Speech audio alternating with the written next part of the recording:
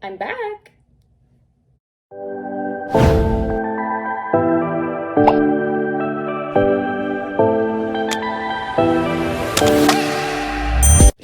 Hey guys, my name is Sureli if you don't know me, and today I'm back with another video. And today I'm just really gonna tell you guys what I've been up to, what's been going on in my life, why did I disappear when I was on a roll, because I was on a roll. I was on a roll, and honestly just feel like a lot happened, so I just need to explain. Okay guys, so first things first, this is gonna be a very emotional video. Well, maybe an emotional video. This is very personal, so keep your comments to yourself because I'm gonna say something.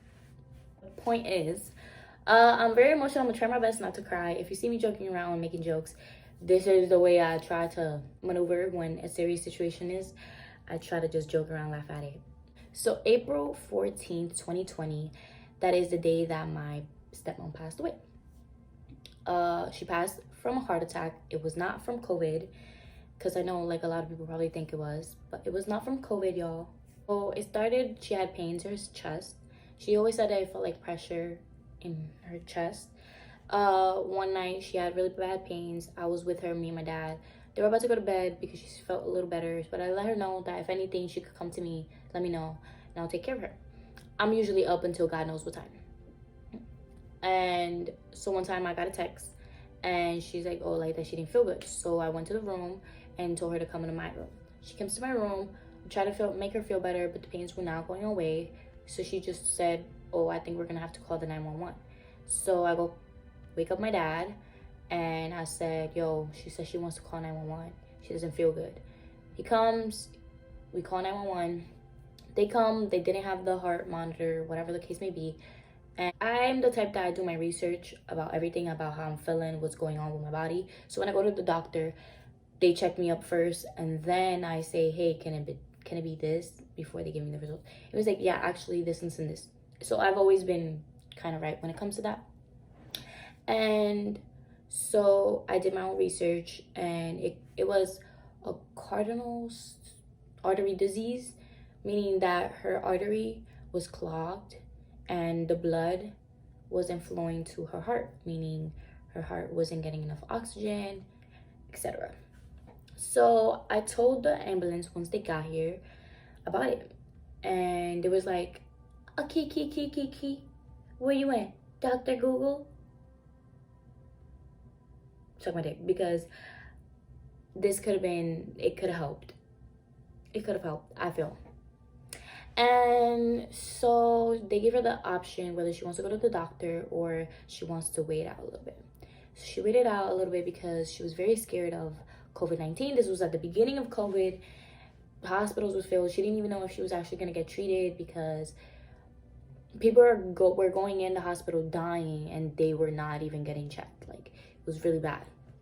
So she was really scared, and she was scared of coming back with something else and just feeling worse.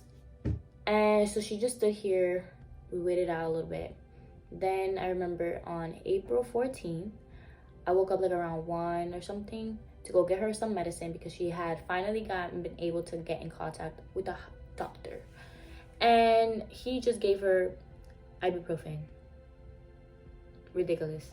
So I went, go get her ibuprofen. She told me to get her a heat pad. I got her a heat pad. Then I came home. I cleaned the kitchen. I cooked for me and my dad. And then I cleaned the kitchen for her. So I was like, look, I made you a surprise. And then me, my dad, and her were chilling in the living room, laughing and stuff. She was in pain, so she really couldn't like do much. But we was just like, the next morning, she's gonna go to the doctor. Doesn't matter what, like, she has to go. Like, no. So I come to my room to get something, to get my phone, actually. And all I hear is my dad saying her nickname. I don't want to say stuff. The point of the matter is, me and my dad were trying to help her. She looked like she was having a seizure, so we tried to help her, did our best. Nothing. While we had called the ambulance, meanwhile we were helping her, and the lady We called twice, and the lady stood on the phone with us and taught us how to do the first aid. So we were doing that, and it wasn't really helping. Last thing that happened was she said she gave her last breath and she started turning purple. And right there, the ambulance came in, and we had called 2 ambulances. So 2 ambulances came in, and they were trying to help her. They were here for 45 minutes, just trying. The last thing that happened was that the lady was like, "Oh, mama, come say goodbye. We're gonna go take her." I'm thinking they're gonna go take her because she's gonna be good. Like the doctors are gonna help her. We dodged the bullet. They take her, and me and my dad spend the night that night in the living room. We got a call like around 12. It was her sister. She was like, "Oh, like they told us that she's dead." So I automatically go, "You're lying. You're a fucking liar. You're dead lying. Like, no, I don't believe you." Well, I called the hospital, and they said that it is true. She passed away at 11:15. And literally, like, my heart dropped.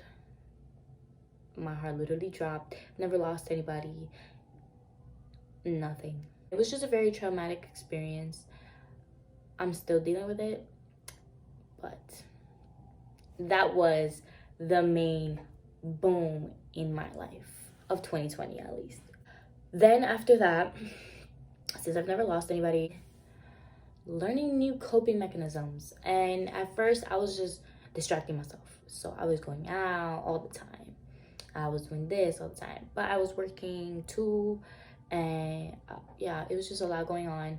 I got depressed, very traumatized. Then also, if you know me for a couple years, you would know that I was in a relationship. My high school sweetheart, whatever you want to call it, whatever. We were together for 3 years and 6 months. I broke up with him maybe June, July, because of a lot of stuff going on in my relationship, which I don't want to mention though. That I don't really want to mention that.